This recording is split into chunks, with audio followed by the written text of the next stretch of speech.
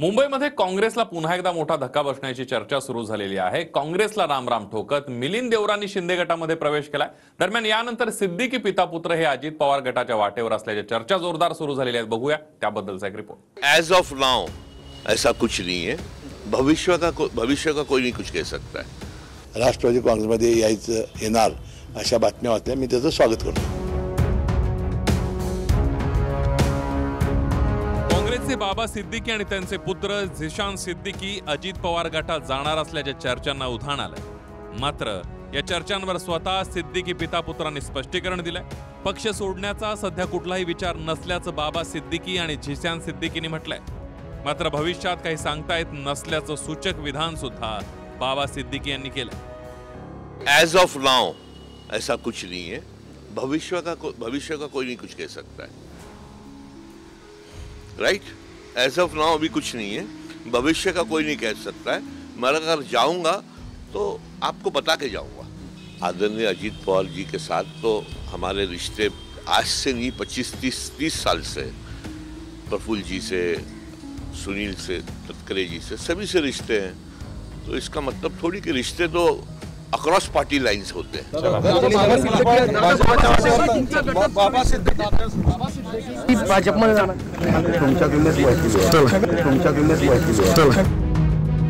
आमदार झिशान सिद्दीकी यांनी देखील आपली भूमिका स्पष्ट केली आहे। काँग्रेस सोडून जाण्याचा कुठलाही विचार नसल्याचं झिशान सिद्दीकींनी म्हटलंय। तर वडिलांसंदर्भात काही सांगू शकत नसल्याचंही विधान त्यांनी यावेळेला केलंय। देखिए, पिताजी और मैं पूरा दिन काम करते हैं, पॉलिटिक्स करते हैं, तो घर पे आके पॉलिटिक्स नहीं डिस्कस करते। मैं पिताजी से इसके बारे में मैंने डिस्कस नहीं किया है, तो उनसे अगर आप उनके बारे में पूछेंगे तो बेहतर होगा। फिलहाल मेरी बात तो नहीं, मेरा ऐसा कोई इरादा नहीं। सिद्दीकी बंधू नाही, ते बाबा सिद्दीकी त्याचे वडील आहेत। ते माझे आमदार होते, आमच्यावर मंत्रिमंडळात सुद्धा माझ्यावर होते।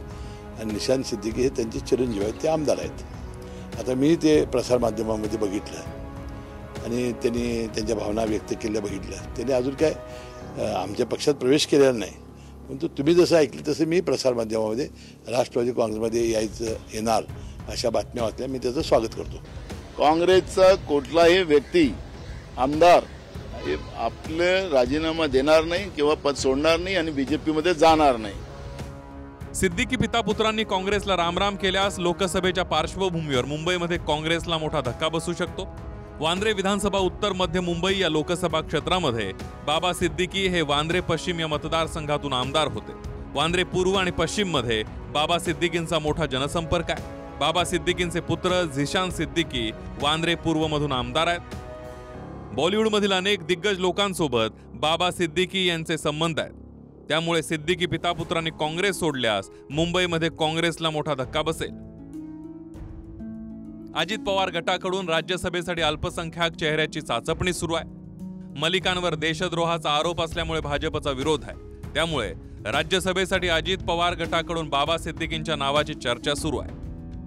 वांद्रे पूर्व आणि वांद्रे पश्चिम या दोन्ही विधानसभा मतदारसंघामध्ये झिशान सिद्दीकी आणि बाबा सिद्दीकी यांचे एक वेगळं वलय जे आहे ते या दोन्ही मतदारसंघात पाहायला मिळतात। खरं तर हा संपूर्ण दोन्ही विधानसभा मतदारसंघ हा लोकसभेच्या मुंबईच्या उत्तर मध्य लोकसभा मतदारसंघामध्ये पडतो आणि याच मतदारसंघामध्ये सध्या भाजपच्या खासदार या पूनम महाजन आहेत। 2014 आणि 2019 या दोन्ही लोकसभा निवडणुकीमध्ये पूनम महाजन यांनी काँग्रेसच्या प्रिया दत्त यांचा पराभव करत या दोन्ही लोकसभा निवडणुका ज्या आहेत त्या जिंकलेल्या आहेत। खरं तर आता पुन्हा एकदा झिशान सिद्दीकी आणि त्यांचे वडील बाबा सिद्दीकी हे काँग्रेस सोडून राष्ट्रवादीच्या अजित पवार गटामध्ये जाणार अशा चर्चा रंगल्यामुळे खरं तर या संपूर्ण दोन्ही वांद्रे पूर्व आणि वांद्रे पश्चिम या दोन्ही मतदारसंघामध्ये काँग्रेसला जो आहे तो येत्या काळात मोठा फटका जो आहे तो बसू शकतो।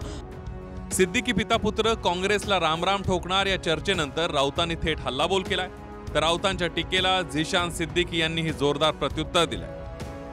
वो एनसीपी में नहीं जा, देखो एनसीपी शरद पवार जी की है, वो अजित पवार के गुट में शायद जा सकते हैं, ऐसा आपके माध्यम से मैंने सुना है। बीजेपी के साथ, उसका मतलब वो बीजेपी के साथ जा रहे हैं। देख लेंगे, अब तक तो गए नहीं ना, प्रवेश तो नहीं किया है ना। जब जाएंगे तो देख लेंगे, सीट खाली होगी वहाँ विधानसभा की, और सीट खाली होने के बाद वहाँ शिवसेना जीतेगी। वहाँ के मुसलमान समाज में फूट डालने की एक कोशिश है, और बाबा सिद्दीकी जैसे लोग अगर ये काम करेंगे तो समाज और देश उनको माफ नहीं करेगा। शिवसेना के लीडर एक सिटिंग कांग्रेस एमएलए की सीट के बारे में अगर ऐसा कहे कि ये शिवसेना की सीट है, तो ये महाविकास आघाड़ी के बारे में बहुत बदकिस्मती की बात है। पहले भी उन्होंने ऐसे स्टेटमेंट्स दिए थे मिलिंद देवरा जी और संजय निरुपम जी के बारे में कि कोई भी गली के नेता कुछ भी कहेंगे। तो मुझे लगता है ये सारी चीजें अगर एक शिवसेना का नेता कहते हैं तो ये सब पार्टी में फूट डालने की कोशिश करते हैं कि वो एक सिटिंग एमएलए के बारे में ऐसा कह सकते हैं। और आई थिंक हाई कमांड जो सीनियर लीडर्स है उनको इसके बारे में चर्चा करनी चाहिए। मिलिंद देवरा यांनी काँग्रेसला रामराम ठोकत शिंदे गटात प्रवेश केला। आता सिद्दीकी पिता पुत्रही अजित पवार गटाच्या वाटेवर असल्याच्या चर्चांना उधाण आलंय। अजूनही मी आपल्याला सांगतो, खूप मोठे भूकंप राजकीय आपल्याला पाहायला बघायला मिळतील आणि ते तुम्ही म्हणजे राजकीय भूकंप असे असतील की तुम्ही विचार केला नसेल एवढे मोठे भूकंप आता होणार आहे। Bureau report TV9 Marathi.